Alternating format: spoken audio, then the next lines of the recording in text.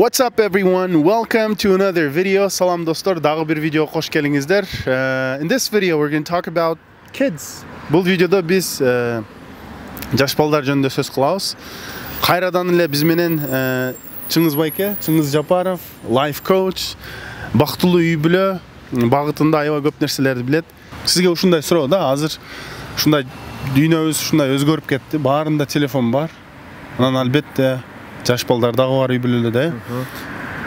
Балдардын телефон көргөнү көбүнө жакпайт. Көп көрүшөт, көз ооруйт, башка сыртка чыгып ойнобой калышат.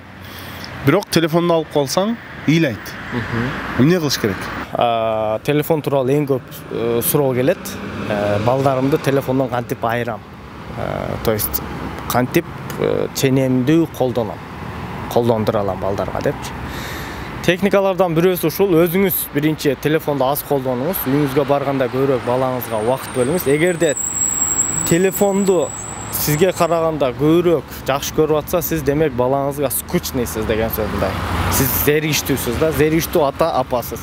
Ошон үчүн сиз көбүрөөк оюндарды ойнотсоңуз, өзүңүз кошулуп убакыт бөлсөңүз, биринчи техника телефонду сизге карап, сиз телефондон кызыктуураак болсоңуз, телефонду карабайт ал.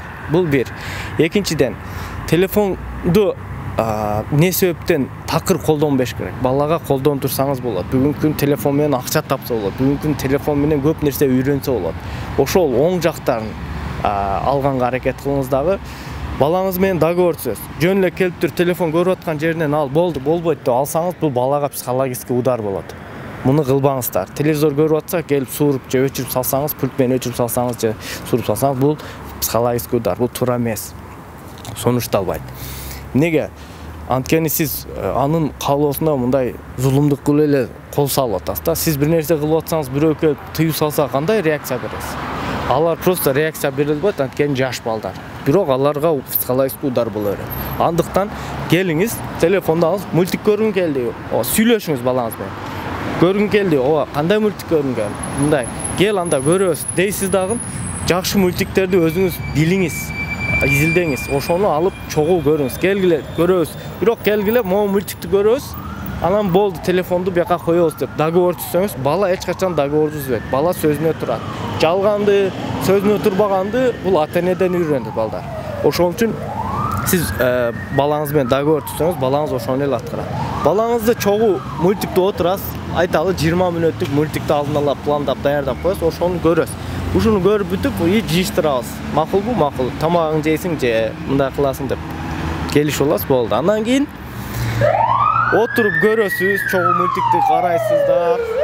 Бүткөндөн кийин талкуу кыласыздар, мына бүткөндө мына бүттү, эми токтотобуз десеңиздер, балаңыздар мен өзүм кылып көргөнмүн, эч качан каршы чыкпайт. Сизге телефонду берет.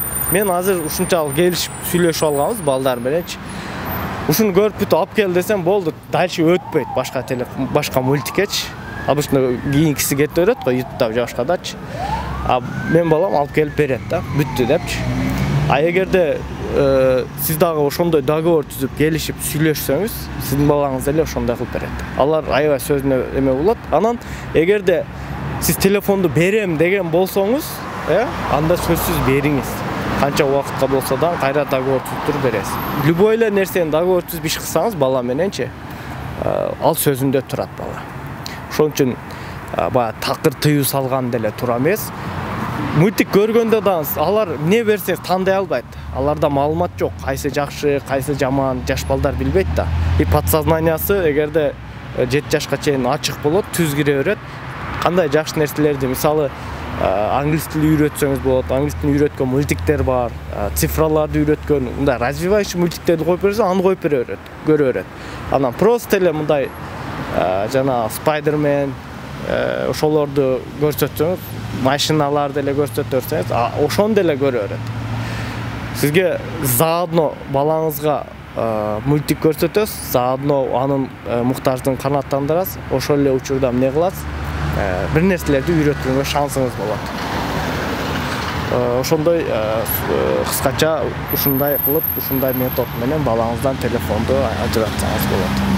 Анан дагы бир техника, эгерде балаңызга китеп окуусун кааласаңыз, анда өзүңүз сөзсүз түрдө атасы, апасы менен чогуу бир китеп окуу сааты үйдө болсо, аябай жакшы болот. Сиз балдарыңызга кайсы немелерди коюп бересиз? Мультиктерди?